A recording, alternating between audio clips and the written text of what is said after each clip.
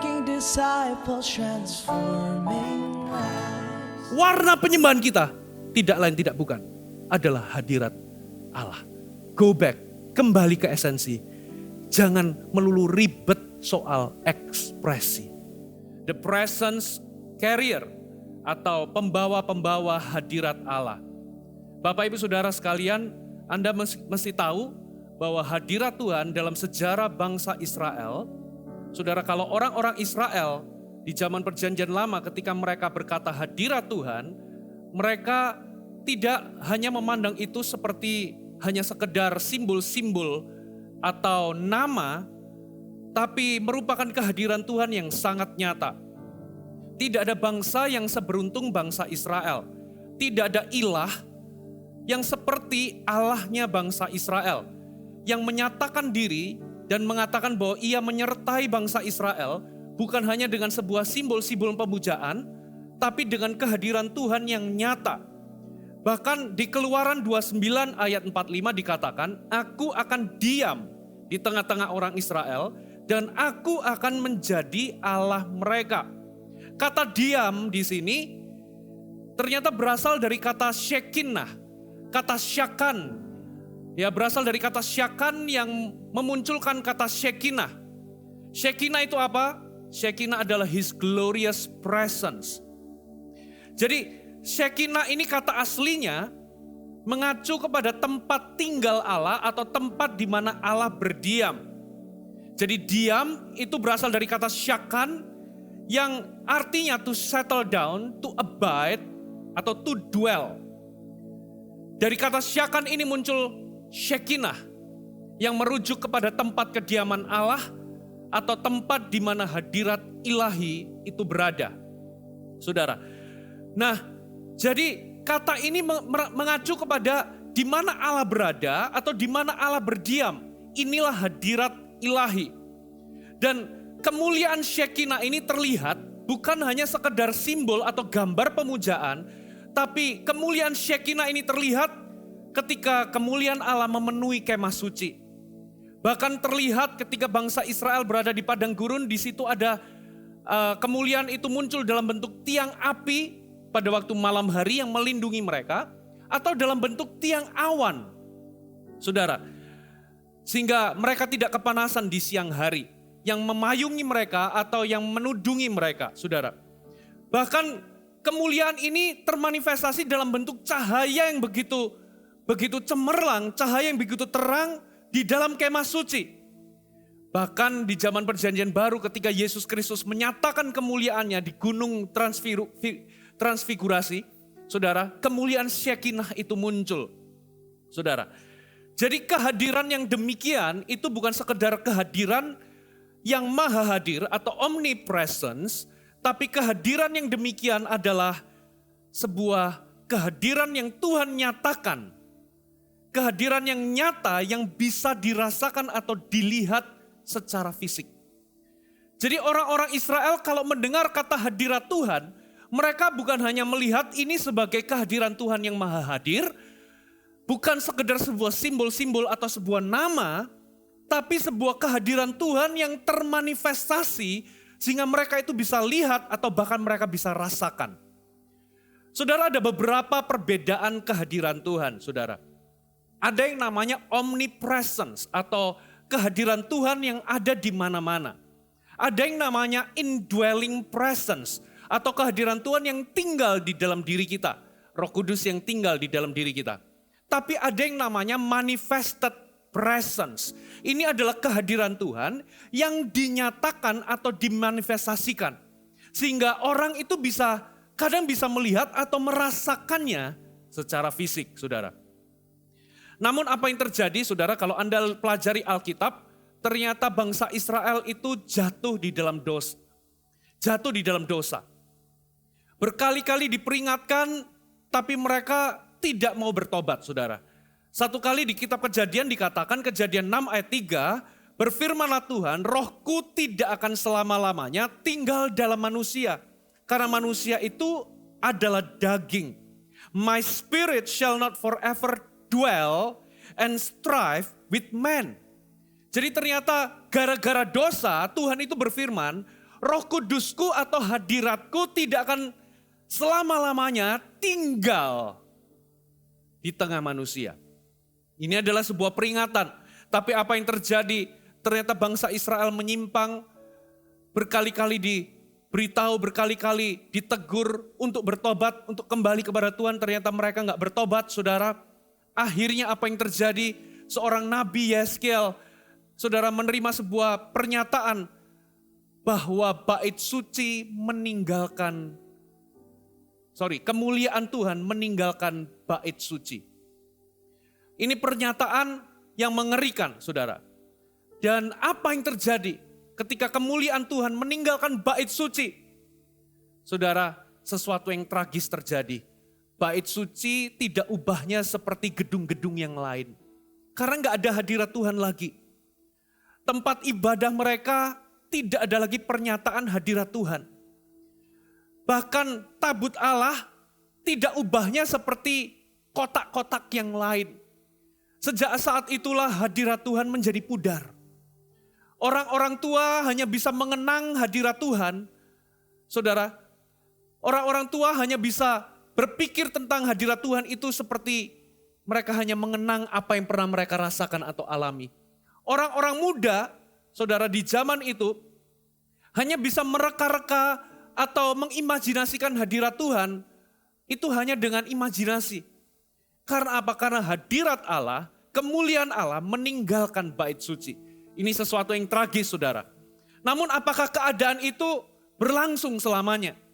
Jawabannya enggak. Tidak selamanya kemuliaan Tuhan meninggalkan umatnya.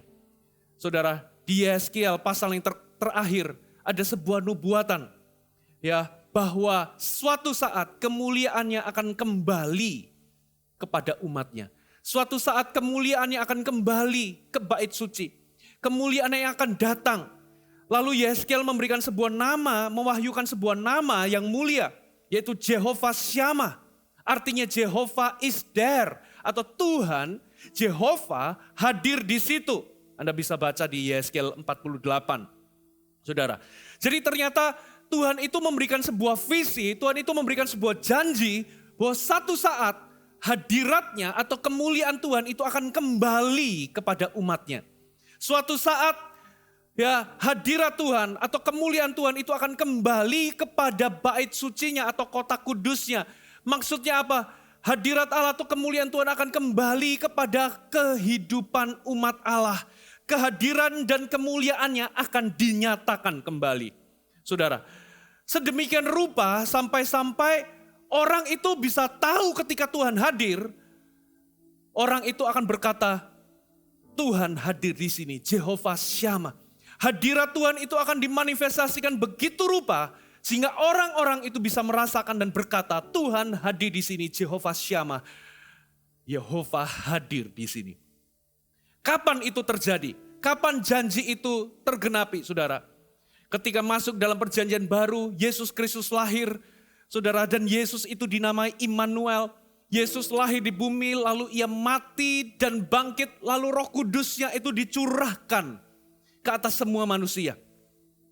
Kita ingat, saudara, ketika kematiannya di atas kayu salib, ternyata terbelahlah tirai itu. Semua orang bisa masuk dalam hadirat Allah. Lalu waktu Yesus naik ke sorga, ternyata hadiratnya, awan kemuliaan itu, saudara, dinyatakan dalam bentuk pencurahan Roh Kudus. Kehadiran Tuhan memenuhi setiap orang. Dan itu kejadian di kitab Kisah Rasul. Itu adalah zaman Pantekosta. Dan di Kisah Rasul 4 ketika orang-orang percaya, mereka berkumpul dan berdoa, apa yang terjadi? Hadirat Tuhan melanda mereka sehingga goyanglah tempat di mana mereka berdoa. Saudara, itu adalah manifestasi dari kehadiran Tuhan, saudara. Bahkan di dalam kehidupan orang-orang Kristen, bayang-bayang Petrus itu bisa menyembuhkan. Itu adalah bukti hadirat Allah dimanifestasikan dalam bentuk kuasa yang dinyatakan, saudara. Sehingga bayang-bayang seorang pribadi bisa menyembuhkan. Bukan hanya itu, Stefanus, dikatakan Stefanus itu wajahnya bisa memancarkan kemuliaan Tuhan seperti rupa seorang malaikat. bagaimana ini membuktikan bahwa hadirat Tuhan itu bisa dimanifestasikan di dalam kehidupan anak-anak Tuhan. Saudara, sehingga pada saat itulah yang dinubuatkan oleh Yeskel itu terjadi. Saudara, Jehovah Syamah, Tuhan hadir di situ. Saudara, perjanjian Allah tentang kehadirannya ini bukan hanya sekedar sebuah simbol pemujaan atau bukan sekedar nama, tapi ternyata perjanjian Allah tentang kehadirannya adalah ternyata Tuhan itu memanifestasikan hadiratnya ya dengan begitu nyata. Tidak berarti saudara kalau Tuhan hadir itu kita itu harus bisa melihat penampakan fisik, tapi saudara, kehadiran dan lawatannya atas hidup kita, kehadiran dan lawatannya atas gerejanya sedemikian nyata sampai orang-orang bisa mengatakan bahwa Tuhan hadir di situ. Saudara, Anda harus mengerti bahwa realita hadirat Tuhan itu bukan sekedar simbol atau sebuah nama. Realita hadirat Tuhan adalah sesuatu yang sangat nyata. Getaran dan gelombang hadirat Tuhan itu nyata. Dan itu harus ada di dalam kehidupan umatnya dan gerejanya. Saudara, kita nggak boleh kehilangan apa yang gereja mula-mula miliki. Gereja modern tidak boleh kehilangan apa yang gereja mula-mula miliki, yaitu manifestasi kehadiran Tuhan. Benar, saudara, saya nggak ngomong bahwa kita ini harus hidup berdasarkan perasaan-perasaan tertentu. Memang benar kita ini harus hidup oleh iman. Kita nggak boleh mengarahkan penyembahan kita kepada perasaan-perasaan tertentu, gitu ya. Kita ini harus hidup oleh iman. Tapi saudara, Anda nggak bisa pungkiri bahwa kehadiran Tuhan itu bisa dimanifestasikan dalam bentuk kehadiran yang nyata. Dalam bentuk kehadiran yang kita ini bisa rasakan dan itu membuktikan bahwa dia nyata menyertai gerejanya. Saudara, jadi kehadiran Tuhan yang nyata ini bukan sekedar sesuatu yang kita kejar-kejar atau sesuatu yang kita inginkan. Tapi itulah yang memang Tuhan janjikan dan yang memang Tuhan wahyukan untuk gerejanya. Itulah yang Tuhan kehendaki untuk gerejanya. Tuhan itu bisa hadir dalam bentuk sebuah hadirat yang termanifestasi atau dinyatakan. Saudara, dalam gereja mula-mula apa yang terjadi saudara? Hadiratnya sungguh-sungguh dimanifestasikan secara nyata melalui gerejanya. Bukan hanya dalam bentuk kehadiran Tuhan itu dalam bentuk kuasa yang besar yang menyembuhkan, melepaskan dan memulihkan. Tapi kehadiran Tuhan itu dinyatakan sehingga kekudusannya itu bisa dinyatakan. Saudara masih ingat di zaman gereja mula-mula di mana hadirat Tuhan dinyatakan dalam bentuk kekudusannya dinyatakan sampai-sampai Ananias dan Safira ketika mereka berbohong maka mereka menjadi mati. Lalu terjadilah yang namanya kegentaran dan rasa hormat dan takut akan Allah. Umat Tuhan menyaksikan demonstrasi hadirat Tuhan yang dinyatakan mereka menjadi gentar dan takut. Takut dalam artian hormat, segan. Bukan ketakutan dalam arti negatif.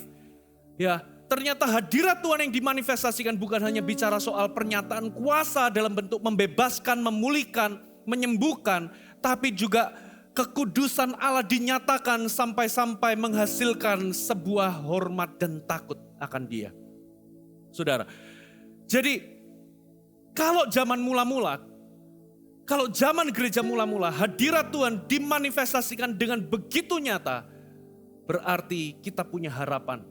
Kita punya pengharapan bahwa kita gereja di akhir zaman, gereja pada masa kini, kita ini juga bisa melihat sebuah kadar hadirat Allah yang dinyatakan terjadi melalui dan di dalam gerejanya. Katakan amin. Nah, itulah sebabnya kita ini perlu belajar untuk membangun atmosfer hadirat Tuhan. Kita perlu belajar untuk membangun atmosfer yang sedemikian rupa yang bisa menyatakan agar kehadiran Tuhan itu bisa dinyatakan di tengah-tengah kita. Atmosfer itu penting, saudara. Atmosfer itu sangat penting. Apa itu atmosfer? Coba kita lihat Kejadian 1 ayat 1 sampai 2. Kejadian 1 ayat 1 sampai 2. Pada mulanya Allah menciptakan langit dan bumi. Bumi belum berbentuk dan kosong. Gelap gulita menutupi samudera raya. Dan roh Allah melayang-layang di atas permukaan air. Katakan melayang-layang. Kata melayang-layang dalam bahasa Ibrani itu artinya Roh Kudus atau Roh Allah itu mengerami. Kata melayang-layang itu ternyata artinya mengerami. Sama seperti induk ayam mengerami telur. Itulah sebabnya saudara, ketika telur itu dierami pada suhu yang tepat, gitu ya, pada waktu yang tepat, maka telur itu akan menetas. Dan apa yang terjadi ketika bumi itu belum berbentuk, gelap gulita, ternyata roh Allah itu mengerami bumi. Dan at the right moment ketika atmosfer itu sudah terbentuk, hadirat Allah itu terbentuk ketika Tuhan mengucapkan sebuah firman, jadilah terang, terjadilah terang. Ya jadilah ini dan itu dan penciptaan terjadi. Saudara, ketika atmosfer rohani itu begitu kental dengan hadirat Allah, saya percaya banyak keajaiban akan terjadi. Saudara, Anda jangan remehkan yang namanya kekuatan atmosfer. Saudara, atmosfer itu punya peranan yang penting. Contoh, tempat terbaik untuk tumbuhnya salak pondoh itu di Jawa Tengah, di Yogyakarta. Tempat yang terbaik untuk tumbuhnya stroberi itu di Bandung, di Lembang. Saudara, karena apa? Karena di tempat-tempat itu menciptakan atau memiliki sebuah atmosfer yang tepat untuk tumbuhnya sesuatu. Kemaksimalan segala sesuatu itu ditentukan dari atmosfernya. Atmosfer itu menentukan segala sesuatu maksimal atau tidak, saudara. Betapa pentingnya atmosfer. Anda bisa masuk dalam sebuah gereja, saudara, yang begitu kental dengan hadirat Tuhan. Mereka menyembah dan kental sekali atmosfer hadirat Tuhan. Lalu Anda bisa masuk dalam sebuah gereja, mereka menyembah Tuhan yang sama, tapi kok lain?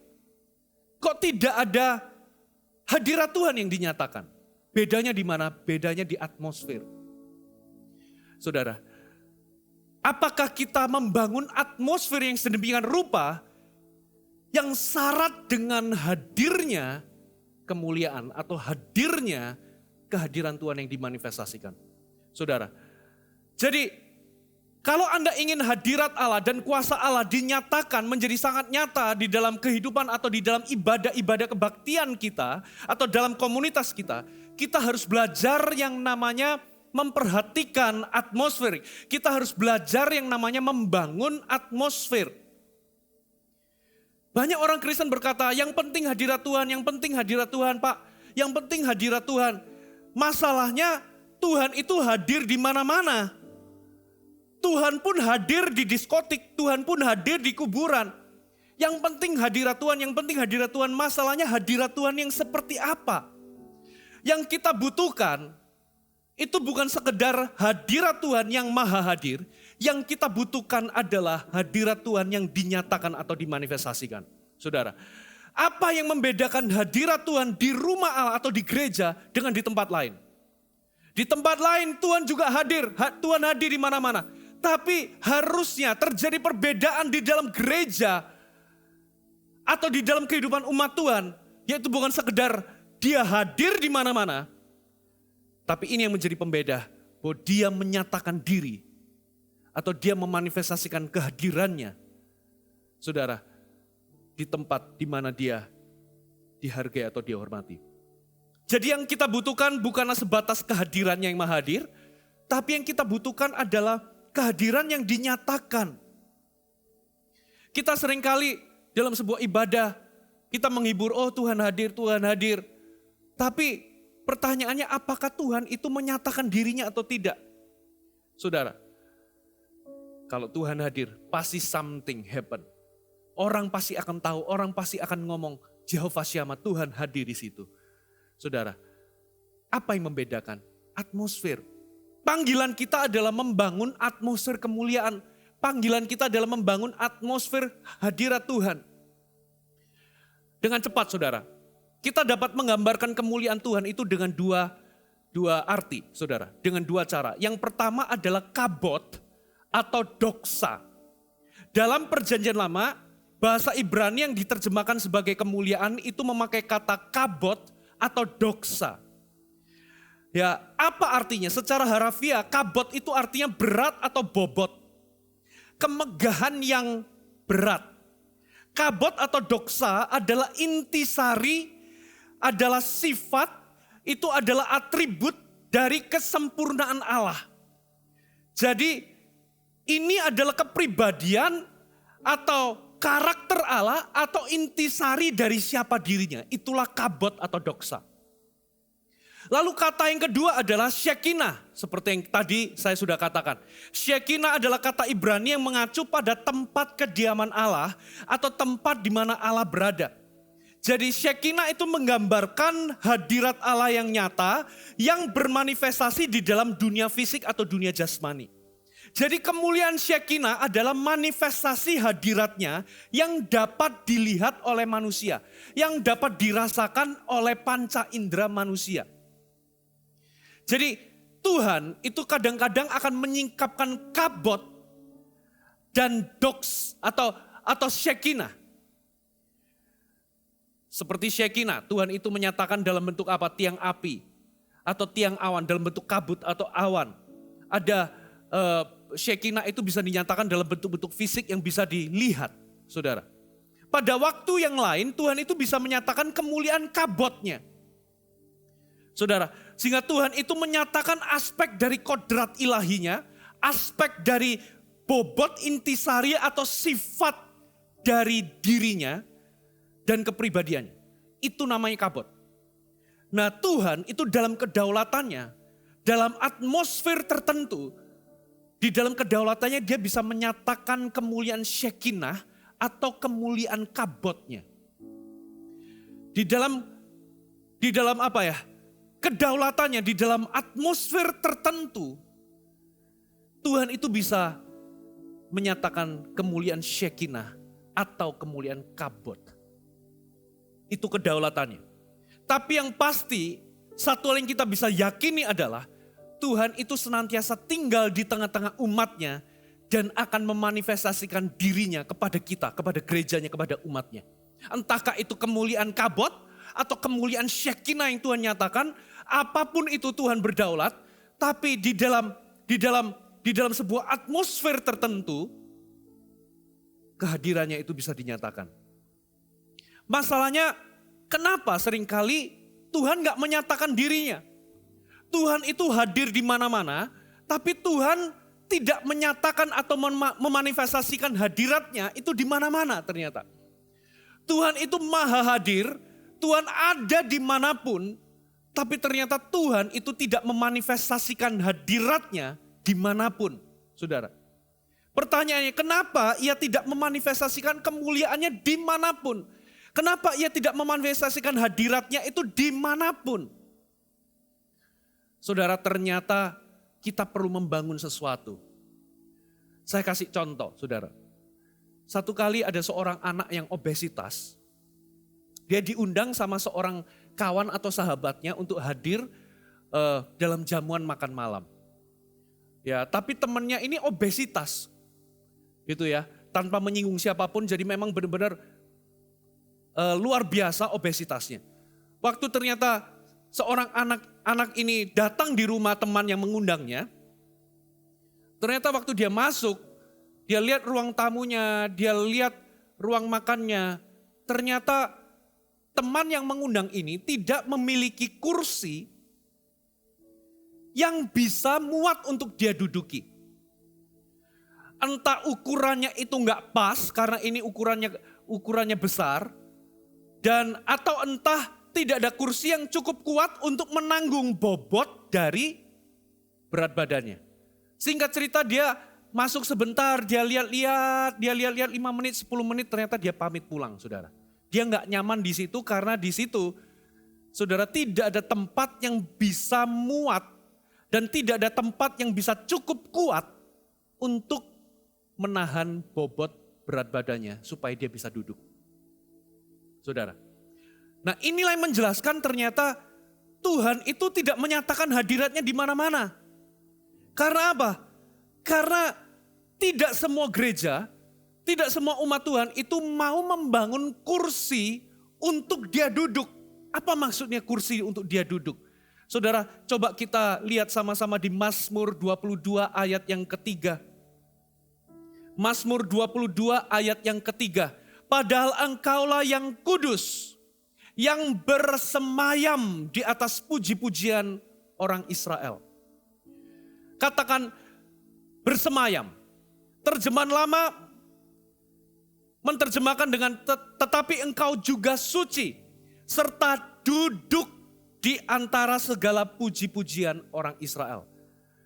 Terjemahan kitab suci Injil atau terjemahan KSI. Namun engkau maha suci, engkau bertahta di atas puji-pujian Israel.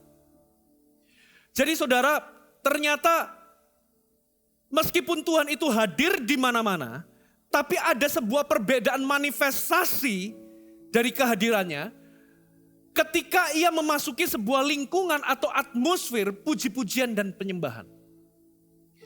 Jadi ternyata dia itu bertahta, dia itu duduk atau dia itu bersemayam di atas atmosfer puji-pujian dan penyembahan yang dibangun oleh umatnya.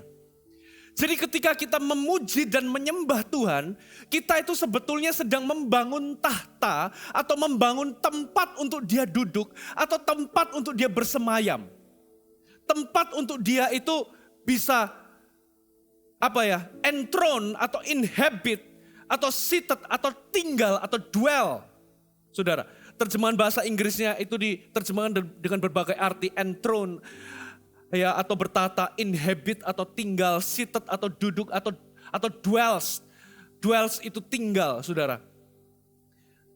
Bahkan terjemahan versi bahasa Jepang yang mengacu kepada teks aslinya, itu menerjemahkan secara harafiah bunyinya seperti ini.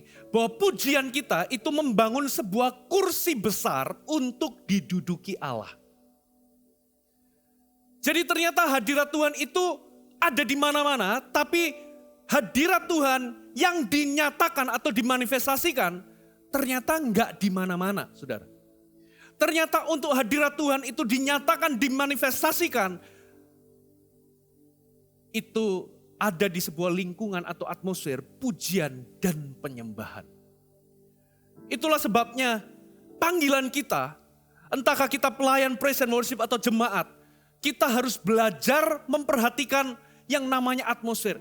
Kita harus belajar membangun sebuah atmosfer pujian dan penyembahan yang membangun sebuah kursi untuk dia itu bisa duduk, tinggal, dan bertahta di sana. Karena hadirat Tuhan yang dinyatakan itu enggak di mana-mana. Saudara, ternyata hadirat Tuhan yang dinyatakan itu bisa masuk dalam sebuah lingkungan atau atmosfer pujian dan penyembahan.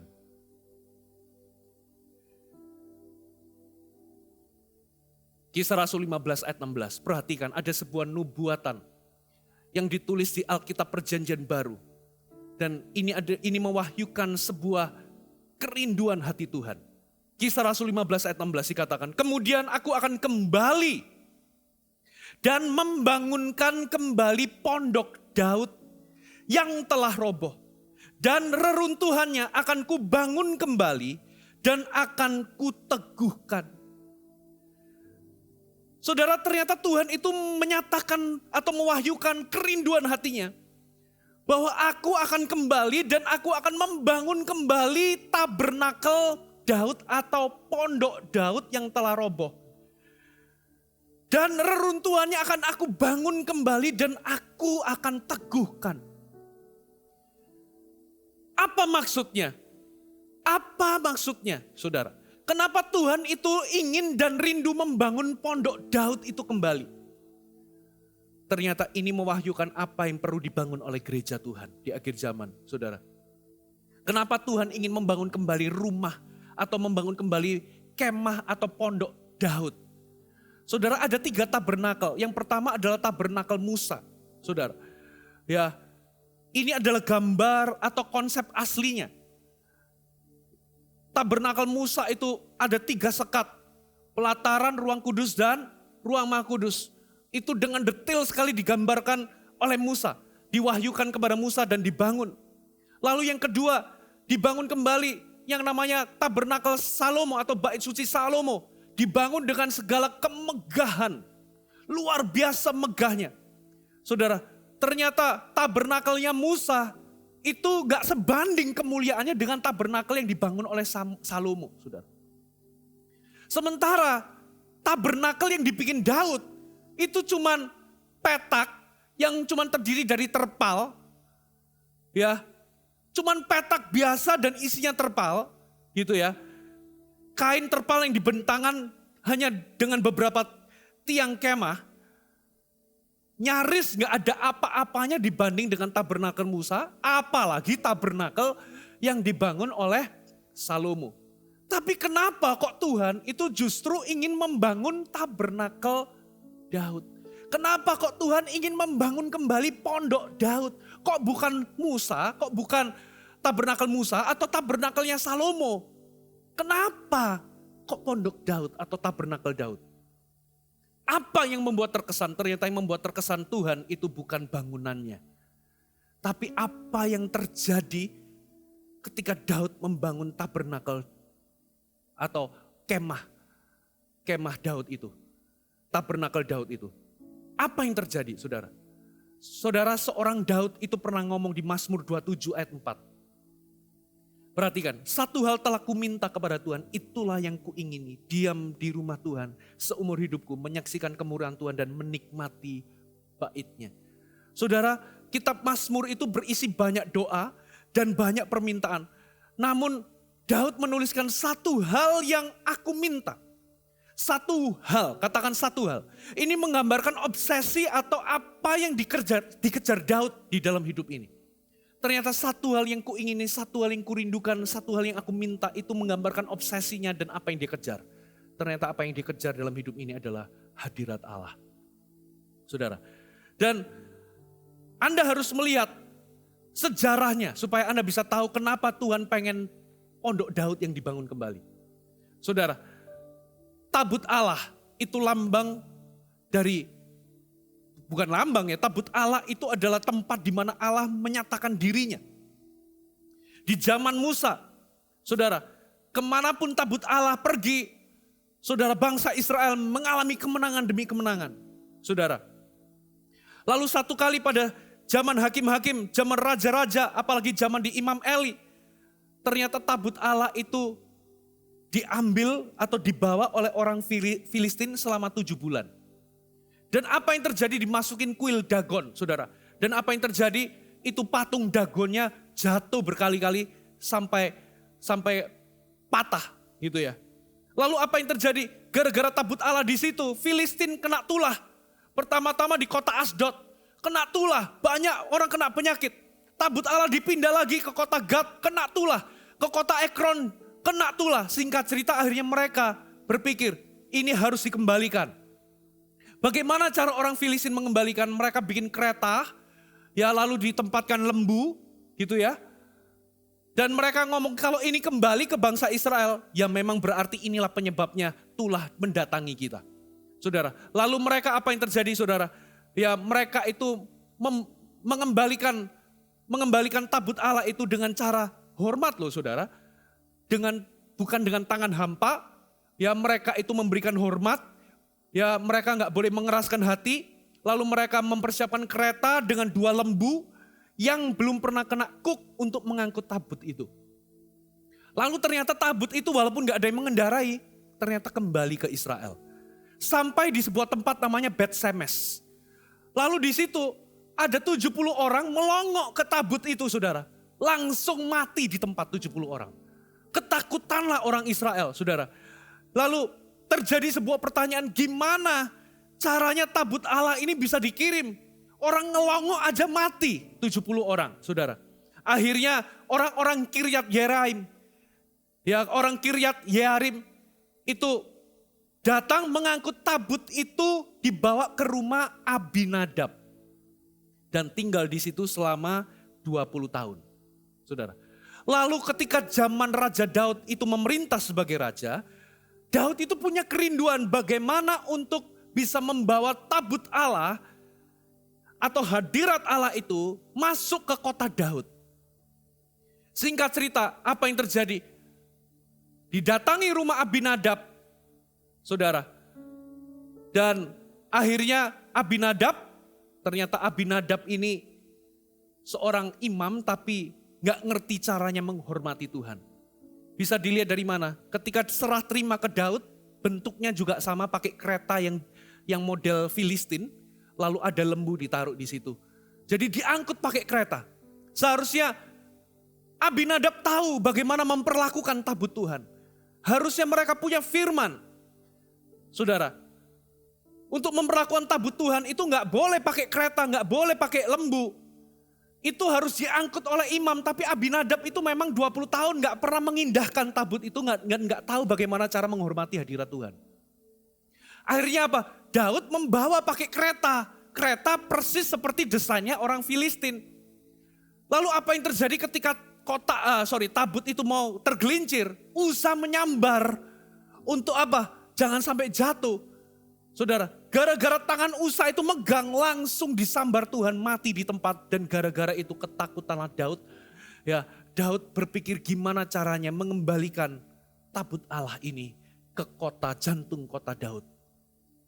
Saudara, lalu apa yang terjadi? Akhirnya Daud menghentikan perjalanannya, saudara, menyimpang ke rumahnya Obed-Edom. Dititipkan di situ. Lalu apa yang terjadi? Terdengar kabar. Selama 3 bulan tabut Allah di rumah Obed-Edom, ternyata rumah Obed-Edom mengalami berkat yang luar biasa. Nah ini aneh, bagi Daud ini aneh. Di rumahnya Abinadab 20 tahun gak ngalami apa-apa. Tapi di rumah Obed-Edom cuma 3 bulan, tapi Obed-Edom ini ngalami berkat yang luar biasa. Bedanya di mana Abinadab dengan Obed-Edom? Obed-Edom itu tahu bagaimana menghormati hadirat Allah. Ya, ia minta anak-anaknya untuk menghormati, memperlakukan tabut Allah itu seperti sebagaimana seharusnya. Ya, tabut Allah itu harus diperlakukan dengan hormat karena itu sikap kepada hadirat Allah.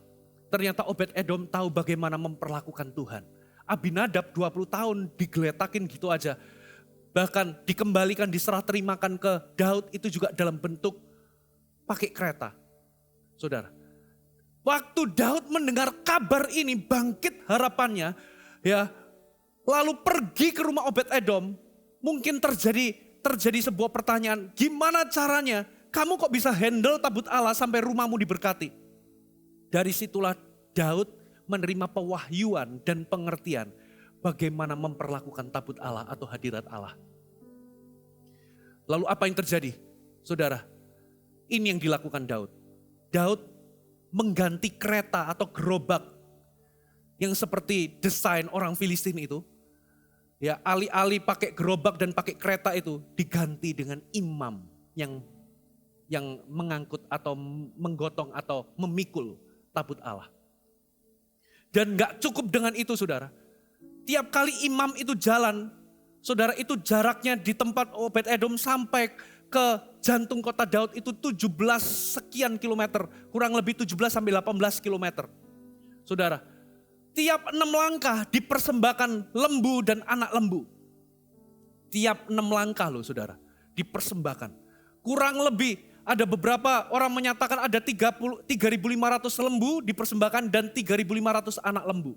Ada yang mengatakan 5.200 sekian. Ya, yang pasti itu ribuan lembu dipersembahkan. Jadi ternyata Daud memperoleh pewahyuan bahwa tabut Allah itu harus dipanggul oleh imam dan kita harus penuh dengan hormat. Dan itu perjalanan penuh dengan tiap kali 6 langkah penuh dengan darah dan pengorbanan, saudara. Ya, lalu Daud menari-nari, menyembah Tuhan dengan menari-nari. Dan sampai di kota Daud dibangun sebuah kemah atau tenda sederhana. Tapi yang luar biasa adalah Daud set para penyanyi dan pemuji Tuhan. Ya, itu 1 kali 24 jam atau 7 hari dalam seminggu atau 365 hari dalam setahun. Non-stop mereka secara bergiliran shift-shiftan mereka menyembah Tuhan di hadapan tabut itu. Saudara, dan di hadapan tabut itu ada kerub begini, ada mercy seat, dan di tengah-tengahnya itu ada nyala api biru. Itulah kemuliaan Shekinah. Saudara, yang luar biasa harusnya tabut Allah itu protokolnya itu kalau di aturan Musa itu harus ada korban, ada percikan, harus darah itu dipercikan ke mercy seat-nya atau ke kerub itu. Tapi ini nggak pakai begituan, diganti para pemuji dan penyembah Tuhan 24 jam non-stop. Ya 7 hari dalam seminggu, 365 hari dalam setahun, non-stop mereka, saudara, Daud itu set pemuji dan penyembah di hadapan tabut Allah itu. Dan di situ itu ada kerub dan di tengah-tengahnya ada nyala api biru. Saudara, nyala api biru itu nggak bisa diganti dengan pakai areng atau api jasmani, nggak bisa. Tapi Daud menjaganya dengan apa? Pujian penyembahan non-stop 24 jam.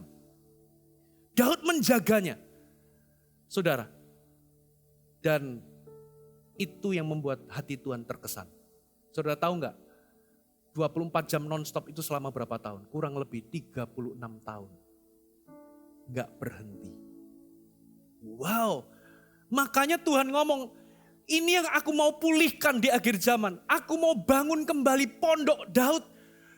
Jadi ternyata Tuhan itu mau ngomong, bukan aturan-aturan persembahan di tabernakel Musa, ya bukan sekedar liturgi yang dia cari, tapi yang dia cari adalah penyembah.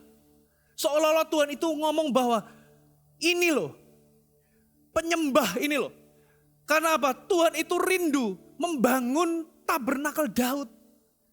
Yang dikelilingi oleh tabut Allah atau Shekinah, nyala api biru Shekinah itu, tabut Allah itu dikelilingi oleh pujian dan penyembahan non-stop. Ternyata yang Tuhan cari adalah penyembah-penyembah. Sebuah atmosfer hadirat Tuhan.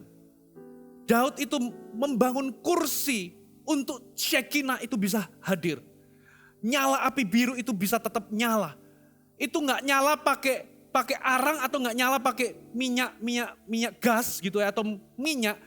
Tapi itu dinyalakan oleh sebuah kerinduan, sebuah atmosfer pujian dan penyembahan. Makanya Tuhan inginkan dibangun di akhir zaman itu pondok Daud. Karena apa? Karena dia lihat hati Daud, yang dia rindukan adalah hadirat Tuhan. Bagaimana Daud ingin membangun sebuah atmosfer di mana Tuhan itu bisa duduk. Sebuah atmosfer pujian dan penyembahan di mana Tuhan, Shekinah, glory itu bisa duduk. Tuhan bisa bertata di situ. Saudara. Nah, Matius 18 ayat 20. Di mana 2-3 orang berkumpul dalam namaku, di situ aku ada di tengah-tengah mereka. Ini janji Tuhan untuk perjanjian baru. Di mana 2-3 orang berkumpul dalam namaku, aku akan ada di situ dan ada di tengah-tengah mereka. Sama seperti ketika Tuhan ngomong di zaman perjanjian lama, aku akan ada di tengah-tengah umatku dan aku akan menjadi Allah mereka. Diulang lagi di perjanjian baru, 2-3 orang berkumpul dalam nama Yesus, aku akan hadir di situ, aku ada di situ dan ada di tengah-tengah mereka. Saudara, ini bukan sekedar kehadiran yang maha hadir, tapi Tuhan Yesus memberikan sebuah pengharapan bahwa Tuhan itu akan memanifestasikan kehadirannya di mana 2-3 orang berkumpul. Nah, tapi kenyataannya, Pastor Fuji, kita seringkali 2-3 orang berkumpul, tapi yang kita dapati cuman Allah maha hadir. Kehadiran yang cuman Allah maha hadir. Kapan kita ini bisa merealisasikan janji di mana 2-3 orang berkumpul, Tuhan memanifestasikan hadiratnya. Bagaimana, saudara? Coba kita lihat sekali lagi Mazmur 22 ayat yang ketiga.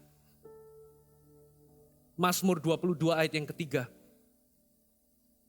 Engkaulah yang kudus yang bersemayam di atas puji-pujian orang Israel. Saya ingin membacakan versi The Living Bible. Dikatakan, for you are holy, the praises of our fathers surrounded your throne. They trusted you and you delivered them. Dikatakan, engkau adalah kudus. Engkau adalah yang kudus. The praises of our Father surrounded your throne. Pujian dan penyembahan dari nenek moyang kami itu mengelilingi tahtamu. Ternyata puji-pujian dan pengagungan penyembahan dari nenek moyang kami, ya orang ayat ini mengatakan, itu mengelilingi tahtamu. Pujian dan penyembahan kita ini harus mengelilingi tahtanya. Nah, apa yang ditulis Mazmur 22 ini paralel dengan apa yang terjadi di sorga. Saya ulangi, paralel dengan apa yang terjadi di sorga. Wahyu 4, mari kita baca Wahyu 4. Kita baca di ayat pertama. Saudara, waktu saya terbatas tapi saya ingin meneruskannya. Wahyu 4 ayat pertama. Kemudian daripada itu aku melihat. Sesungguhnya sebuah pintu terbuka di sorga dan suara yang dahulu telah kudengar berkata kepadaku seperti bunyi sangkakala. Katanya, naik kemari, aku akan menunjukkan kepadamu apa yang terjadi sesudah ini. Segera aku dikuasai oleh roh dan lihatlah sebuah tahta terdiri di sorga. Dan di tahta itu duduk seorang huruf besar. Itu Tuhan sendiri. Dan dia yang duduk di tahta itu nampaknya bagaikan permata yaspis dan permata sardis. Ini mungkin Shekinah glory yang memancar. Dan suatu pelangi melingkupi tahta itu gilang gemilang bagaikan zamrud rupanya. Dan sekeliling tahta itu ada 24 tahta dan di tahta-tahta itu duduk 24 tua-tua yang memakai pakaian putih dan mahkota emas di kepala mereka. Dan dari tahta itu keluar kilat dan bunyi guru yang menderu dan 7 obor menyala-nyala di hadapan tahta itu. Itulah ketujuh roh Allah. Dan di hadapan tahta itu ada lautan kaca bagaikan kristal di tengah-tengah tahta itu.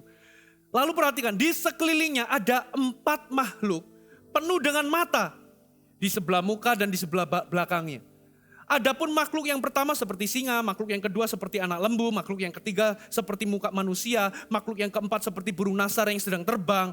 Dan keempat makhluk itu masing-masing bersayap 6 sekelilingnya dan sebelah dalamnya penuh dengan mata. Dan dengan, perhatikan, tidak berhenti-hentinya mereka berseru siang dan malam. Kudus, kuduslah Tuhan Allah yang Maha Kuasa yang sudah ada dan yang akan datang. Dan, nah ini perhatikan, setiap kali makhluk-makhluk itu mempersembahkan puji-pujian dan hormat dan ucapan syukur kepada Dia yang duduk di atas tahta itu dan yang hidup selama-lamanya, maka tersungkurlah ke-24 tua-tua itu di hadapan Dia yang duduk di atas tahta itu. Dan mereka menyembah Dia yang hidup sampai selama-lamanya.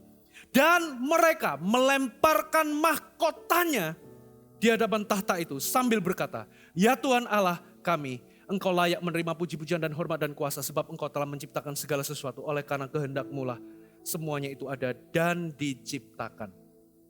Jadi di sorga ada tahta dan duduk seorang, ya, lalu kemuliaan Tuhan itu nyata di atas tahta itu. Lalu dikatakan di sorga itu ada 4 makhluk penuh dengan mata. Dan 4 makhluk yang penuh dengan mata ini tidak berhenti siang dan malam menyanyikan puji-pujian, hormat dan syukur kepada Tuhan. Dan yang luar biasa, di situ ada 24 tua-tua. Masing-masing dengan mahkota. Dan ketika 4 makhluk penuh mata itu menyanyikan puji-pujian siang dan malam tanpa henti-hentinya, ternyata pujian penyembahan itu menyebabkan 24 tahta itu tersungkur nyembah Tuhan sambil melemparkan tahta. Melemparkan mahkota di kaki Tuhan. Saudara, itulah yang terjadi. Ketika 4 makhluk penuh dengan mata itu menyanyikan puji-pujian, 24 tua-tua itu menyembah dan tersungkur sambil melemparkan mahkota. Kenapa seringkali hadirat Tuhan gak dinyatakan? Untuk pelayan praise and worship ketika kita melayani. Kenapa yang waktu kita melayani kering, kerontang. Tidak ada unction. Tidak ada hadirat Tuhan yang mengalir atau turun. Padahal kan 2-3 orang berkumpul dalam namaku, Tuhan itu hadir.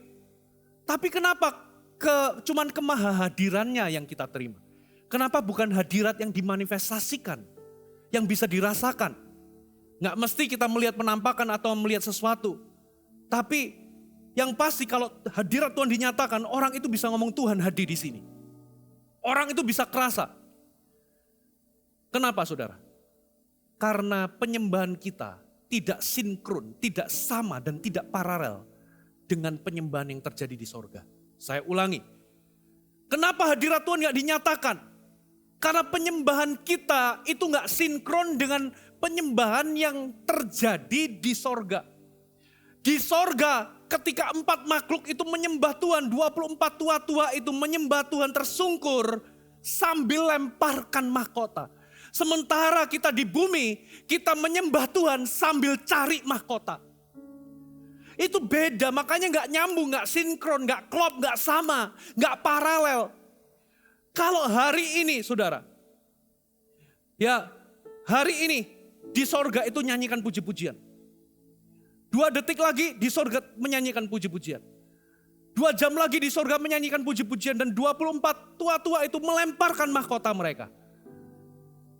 Makanya Tuhan itu dikatakan Tuhan akan turun, tahtanya akan turun. Hadiratnya akan turun di atas atmosfer pujian dan penyembahan. Nah, pujian dan penyembahan yang seperti apa yang bisa menghadirkan hadirat Tuhan? Saudara, seringkali cara nyembah kita ini salah. Kita itu seringkali menyembah Tuhan. Justru cari mahkota, sambil menyembah, sambil cari mahkota. Sementara di sorga, mereka tersungkur menyembah, lempar mahkota. Kita justru cari mahkota. Itu yang menyebabkan hadirat Tuhan gak turun, tahtanya gak turun di tengah-tengah kita. Kalau cara nyembah kita sinkron dengan cara nyembahnya sorga, kalau cara nyembah kita sama, saya percaya tahtanya akan turun di tengah kita. Dan banyak orang akan mengalami Tuhan, banyak orang akan merasakan aliran hadirat Tuhan ketika kita menyembah Tuhan. Saudara, kita ini seringkali cara nyembah kita salah. Kita nyembah sambil cari pujian, kita nyembah sambil cari pengakuan, kita nyembah sambil cari sesuatu yang lain. Kita nyembah sambil cari mahkota. Sementara di sorga nyembah sambil lempar mahkota. Saudara, bagaimana kita ini menyembah Dia dengan benar? 1 ayat terakhir, Yohanes 4 ayat 23 sampai 24. Yohanes 4 ayat 23 sampai 24. Tetapi saatnya akan datang dan sudah tiba sekarang bahwa penyembah-penyembah benar, katakan penyembah-penyembah sejati atau penyembah-penyembah benar, akan menyembah Bapa dalam roh dan kebenaran sebab Bapa menghendaki penyembah-penyembah demikian. Allah itu roh dan barang siapa menyembah Dia harus menyembahnya dalam roh dan kebenaran. Versi The Living Bible dituliskan begini. It is not where we worship that counts, but how we worship. Is our worship spiritual and real? Do we have the Holy Spirit help? For God is spirit and we must have His help to worship as we should. The Father wants this kind of worship from us. Bukan di mana kita menyembah yang diperhitungkan Tuhan, tapi bagaimana kita menyembah. Apakah penyembahan kita ini rohani dan sejati? Apakah kita memiliki pertolongan Roh Kudus? Karena Allah adalah roh, kita harus terima pertolongan Roh Kudus untuk menyembah sebagaimana seharusnya kita menyembah. Dan Bapa mencari penyembah-penyembah jenis ini. Jadi bukan bicara soal di mana kita menyembah, tapi bagaimana kita menyembah, itu yang diperhitungkan Tuhan. Di sorga orang nyembah, bagaimana di sorga nyembah? Orang nyembah sambil lempar mahkota.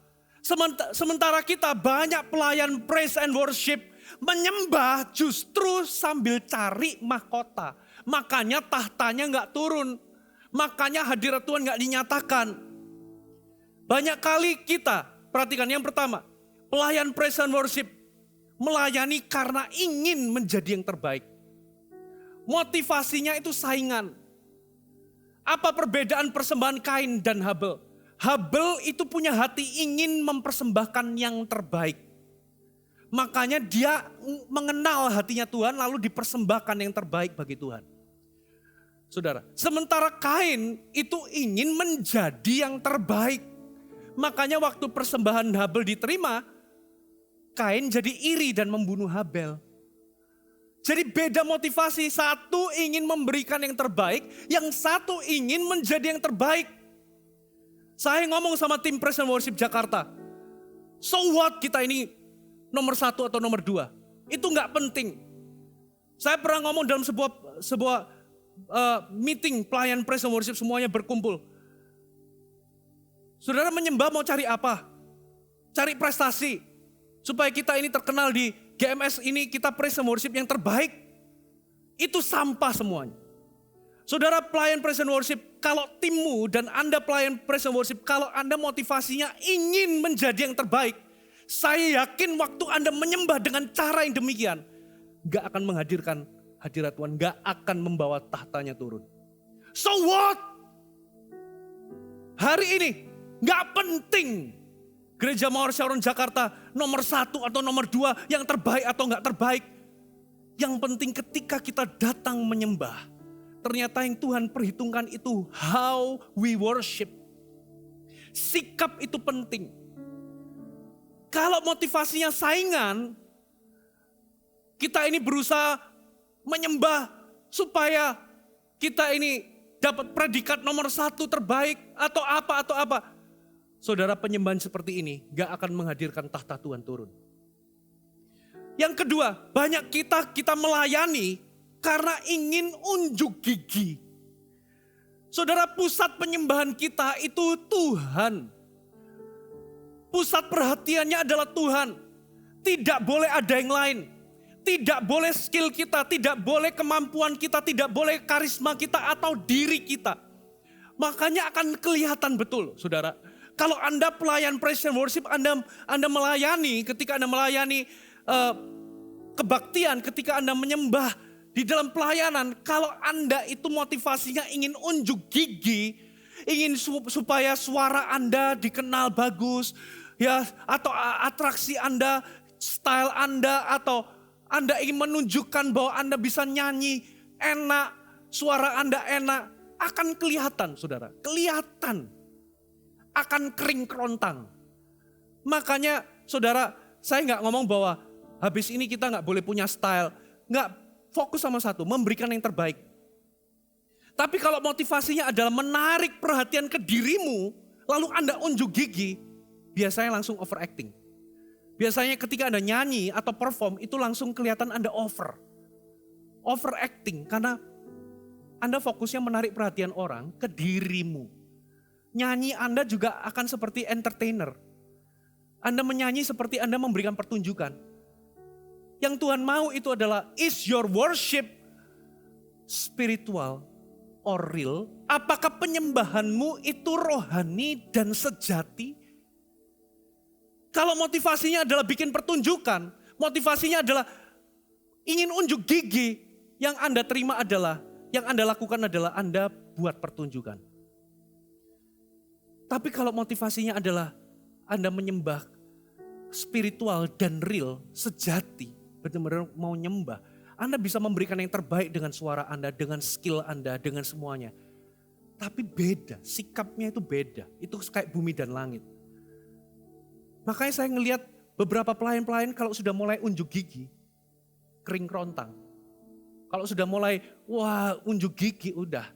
Saudara, Anda menarik perhatian orang, bukan membawa orang untuk menyembah, tapi Anda menarik perhatian orang kepada diri Anda sendiri. Semua pelayan praise and worship GMS tidak boleh punya mental anak band. Semua pelayan PAW GMS tidak boleh punya mental bintang, atau punya sindrom, atau star syndrome. Kalaupun di jemaat Anda di jemaat itu ada artis atau jebolan idol mana, idol ini. Saudara, make sure ketika dia melayani, mereka melayani bukan karena dia idol, bukan karena suaranya bagus, tapi dia punya sikap seorang penyembah. Kalau ini nggak fix di awal, saudara, maka panggung kita akan ketemu dengan banyak entertainer. Ujung-ujungnya menarik perhatian kepada diri sendiri. Yang ketiga, melayani karena profesi. Banyak pelayan PAW datang melayani karena melihat diri mereka sebagai worship leader, sebagai singer, sebagai pemain musik. Jadi mereka itu menyembah karena profesi mereka sebagai worship leader, singer, atau pemain musik. Seharusnya gak boleh begitu. Saudara, Harusnya kita menyembah karena identitas kita sebagai penyembah. Bukan profesi kita sebagai pelayan pujian penyembahan. Sebagai worship leader, sebagai singer, sebagai pemain musik. Makanya muncul sikap-sikap kita ini muncul pelayan-pelayan yang punya sikap profesional. Karena di jadwal maka kita profesional melayani. Karena kita melihat waktu kita di panggung menyembah Tuhan, bukan lagi sebagai penyembah yang menyembah Tuhan, spiritual dan real, tapi cuman sebatas profesi. Ya aku melayani karena di jadwal. Saudara, bahkan ada pelayan-pelayan yang punya sikap itu melayani sebagai ngejob. Ujung-ujungnya butuh PK, ujung-ujungnya butuh pelayan, butuh imbalan. Ada PK dan sebagainya. Saudara, bagaimana kalau Anda nggak dijadwal lagi? Bagaimana kalau ibadah itu sudah nggak ada lagi jadwal, nggak ada lagi ibadah? Apakah Anda tetap menyembah? Kalau Anda menyembah hanya karena profesi, Anda akan berhenti menyembah ketika nggak dijadwal. Tapi kalau Anda menyembah karena memang apa adanya, mau di panggung atau nggak di panggung, Anda adalah worshiper atau penyembah. Saudara, sikapnya akan beda. Sikapnya akan beda, saudara. Jangan melayani karena profesi, tapi lihatlah dirimu sebagai penyembah. Jangan menyembah karena ada pelayanan atau nggak ada pelayanan. Menyembahlah karena Anda penyembah. Ada pelayanan, nggak ada pelayanan, dijadwal atau nggak dijadwal, Anda adalah seorang penyembah. Kalau Anda melayani karena identitas, fokusmu pasti bukan memberikan pertunjukan. Kalau Anda melayani karena identitasmu sebagai penyembah, maka ketika Anda melayani, fokusmu adalah Anda menyembah Tuhan dan menggiring atau membawa orang-orang juga ikut menyembah Tuhan. Bukan mengadakan pertunjukan. Itu sudah jelas. Banyak gereja melupakan esensi ini, saudara.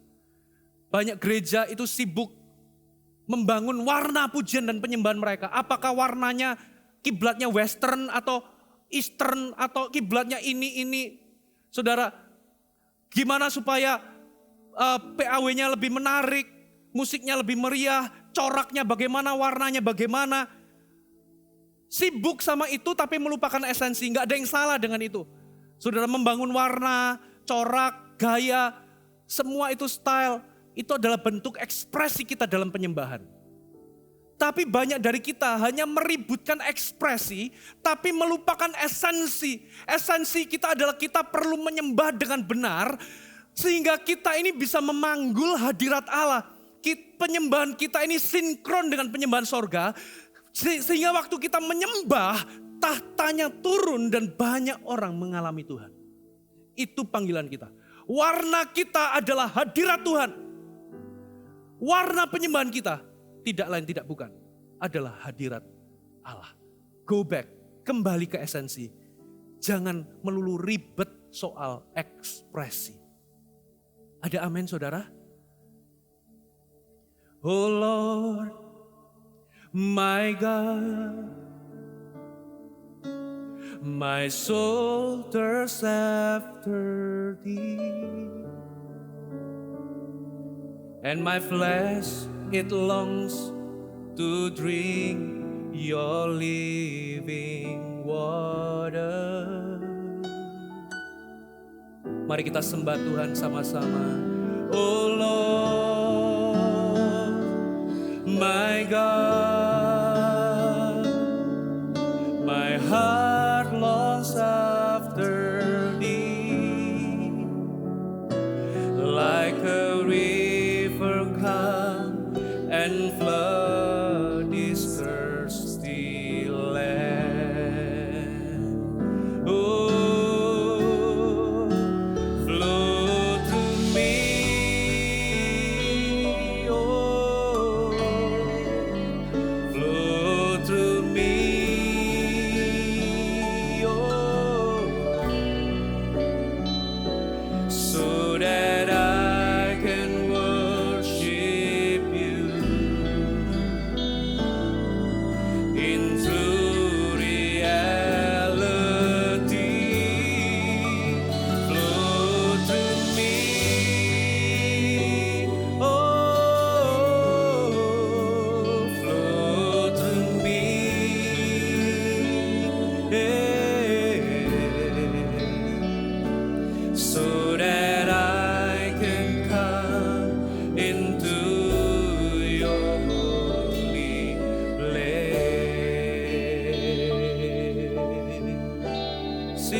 exalt my God, oh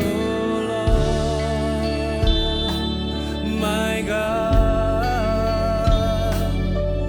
My soul thirsts after thee, and my flesh it longs to drink your living water. Oh, Lord, my God, my heart thirsts after thee, like a river calm and flood this thirsty land. Oh, flow through me,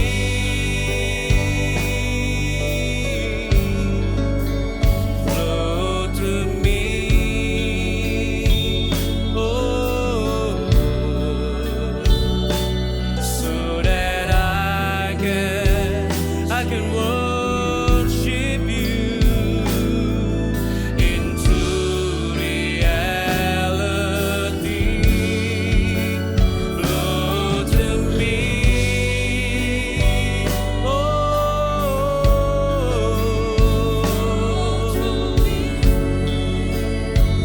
yeah, so that I can come into your holy land. Oh,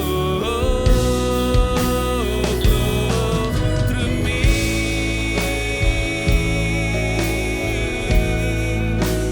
flow through me, oh, so that I can worship you into reality. Flow through me,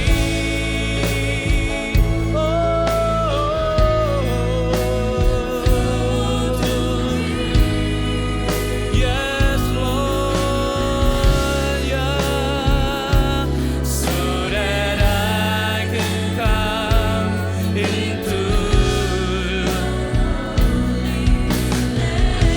Hallelujah, flow through me, flow through me, oh, flow through me, yeah,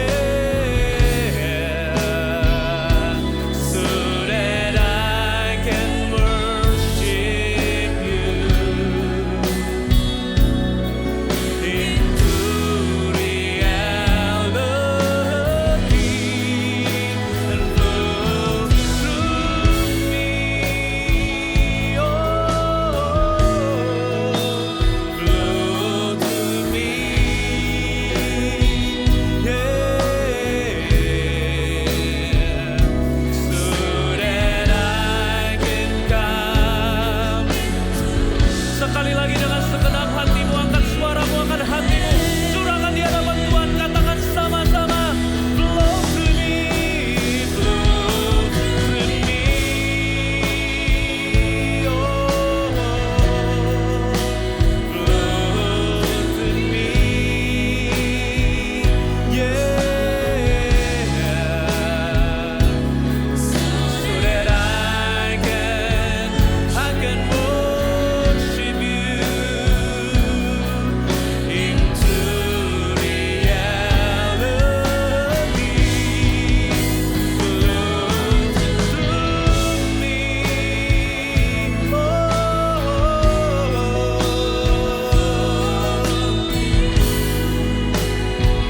hallelujah, so that I can come into your holy place. Kita renungkan firman Allah sejenak, seluruh pelayan praise and worship. hadirat Tuhan itu nyata. Tuhan menjanjikan, Tuhan memberikan visi. Bukan hanya omnipresence, kehadiran yang maha hadir di mana-mana yang Tuhan mau berikan kepada kita. Tapi lebih daripada itu, yaitu manifested presence. Di mana 2-3 orang berkumpul dalam namanya, aku hadir dan menyatakan diriku di situ. Tapi kenapa seringkali kita menyembah 2-3 orang hadir dalam nama Tuhan, tapi yang kita dapatkan cuma sebatas omnipresence. Karena ternyata hadirat Tuhan itu dinyatakan. Tuhan itu duduk dan bertahta di tengah pujian dan penyembahan, di tengah atmosfer pujian dan penyembahan kepadanya. Tapi kita sudah menyembah Tuhan, Pastor Fuji. Tapi kok kering kerontang, mana hadirat Tuhan? Alkitab katakan, saudara, kalau penyembahan kita benar, kalau cara nyembah kita benar, sinkron seperti yang dilakukan di sorga, sama seperti yang dilakukan di sorga. Kalau cara nyembah kita itu paralel dengan apa yang sorga lakukan, saya percaya tahtanya akan turun di tengah kita. Di sorga orang nyembah sambil lempar mahkota. Sementara kita pelayan pujian dan penyembahan, kita menyembah sambil cari mahkota. Kita menyembah karena motifnya saingan, pengen jadi yang terbaik. Bagi kita yang terpenting adalah skor, predikat atau peringkat. Kita menyembah Tuhan seringkali mau unjuk gigi. Sehingga yang kita tampilkan pertunjukan, bukan membawa orang masuk dalam penyembahan. Kita menyembah Tuhan karena kita ini sekedar, karena kita ini punya profesi sebagai pelayan praise and worship. Bukan lahir karena identitas kita. Makanya Yohanes 4 ngomong, it is not where we worship that counts. Bukan tempat di mana kita menyembah yang diperhitungkan Tuhan, tapi how we worship. Bagaimana kita menyembah, itu yang diperhitungkan Tuhan. Sikap itu penting ternyata. Apakah penyembahan kita rohani dan sejati, asli, jujur, tidak pura-pura? Apakah penyembahan kita ini spiritual, sesuatu yang lahir dari kedalaman hati dan roh kita dan mengalir keluar dalam bentuk ekspresi? Atau kita ini cuma punya ekspresi tapi gak lahir dari kedalaman. Gak lahir dari roh kita atau hati kita.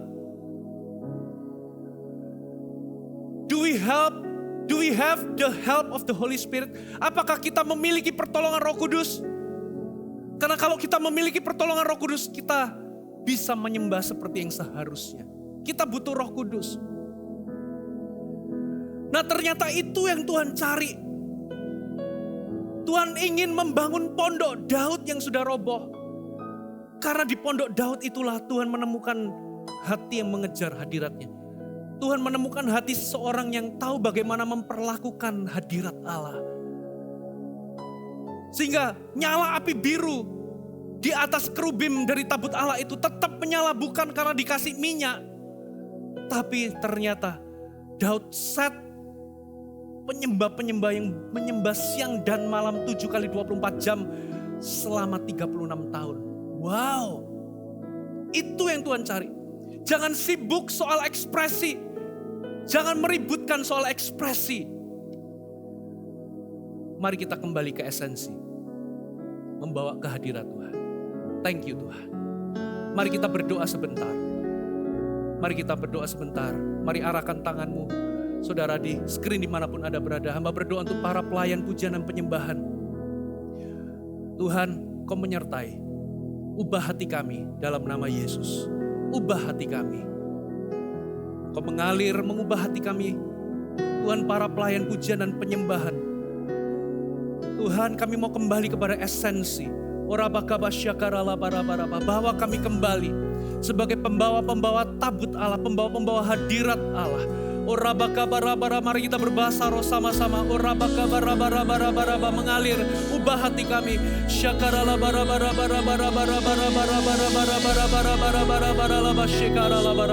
Mengalir Roh Kudus.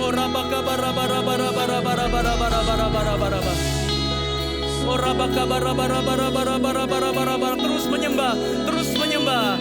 Oh rabakabarabarabarabarabarabarabarabarabarabarabaraba. Haleluya.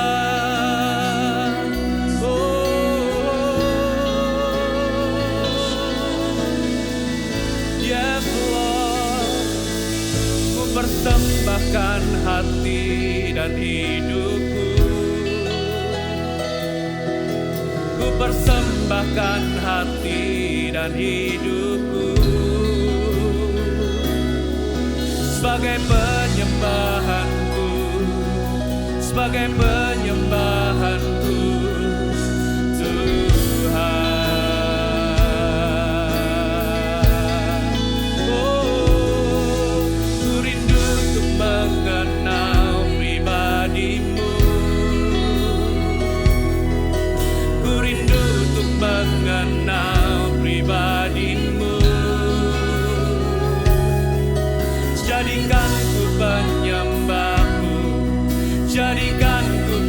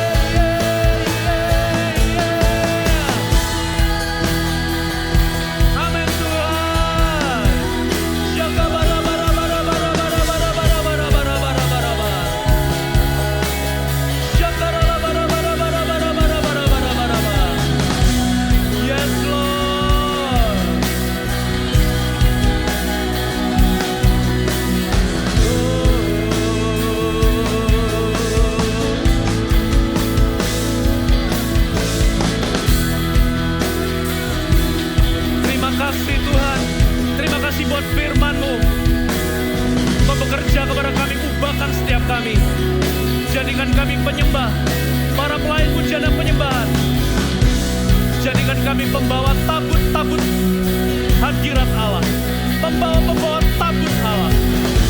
Terima kasih Bapa. Thank you Jesus. Sekarang kita berikan tepuk tangan kemuliaan bagi Tuhan kita. Haleluya. Haleluya. Thank you Jesus. Terima kasih Tuhan. Haleluya. Hai, terima kasih sudah bergabung bersama kami, Gereja More Sharon, Jabodetabek. Sebagai gereja Tuhan, adalah kerinduan bagi kami untuk melihat Anda terus bertumbuh di dalam pengenalan akan Tuhan dan mengalami perubahan hidup. Maka dari itu, bergabunglah bersama komunitas kecil kami, Connect Group. Dapatkan informasi lebih lanjut pada kolom deskripsi kami. Last but not least, don't forget to subscribe dan bagikan video ini kepada orang yang Anda kasihi. Thank you for joining us and see you next time.